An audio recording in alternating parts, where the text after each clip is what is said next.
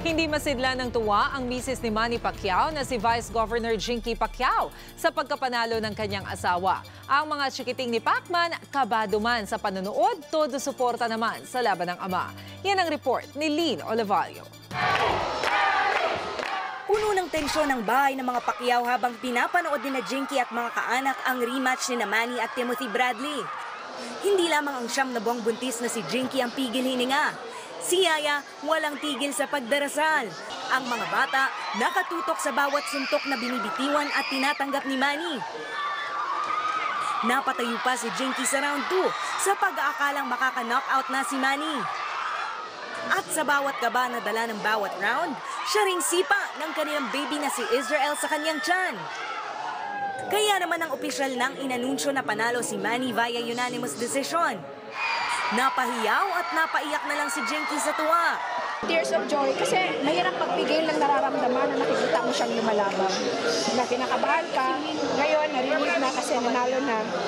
Ang lahat ng nanood nagbunyi, lalo na ang mga anak ni Manny. Super happy. Yeah. I think he was a little more careful, but he was good. He got the belt back.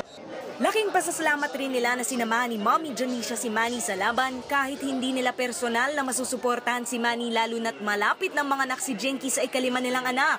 Siyempre, ang suporta ni Mommy D, agaw eksena. Siyempre, maintindihan mo naman, mother is a mother. I think she was like praying and like giving to like saying things to my dad. Bilib na bilib rin si Jinky sa naging performance ni Manny. Kahit pa para sa mga kritiko, bumabagal na ang pound for pound king dahil sa edad. Siyempre, nagki-careful din siya, baka mapuruhan. Kailan kasi tinatansya, timing, gano'n. Yun yung sabi niya kanina eh. Padalos-dalos naman, baka ma-knockout naman. Yung kabalang dun is, hindi mo alam every round kung ano yung mangyayari. Baka may knockout punch, may lucky punch, mga gano'n. Kaya naman kung si Jinky raw ang tatanungin, pwede nang magretiro si Manny anumang oras, lalo't nagkakaedad na rin daw ito. Pero na kay Manny pa rin ang desisyon at susuportahan pa rin niya ang asawa. Pinuri rin ni Jinky ang kababaang loob na ipinakita ni Pacman sa kabila ng walang patid na paghamon ni Bradley. Hindi talaga nananalo yung mayabang na tao. Diba? Miss na raw nila Jinky at ng mga bata si Manny na 1 buwan na nilang hindi nakakasama. Kaya naman pag-uwi nito mula sa Amerika, ang premyong ibibigay nila para sa WBO welterweight champion. We give kiss and hug. Congratulations because you won the fight.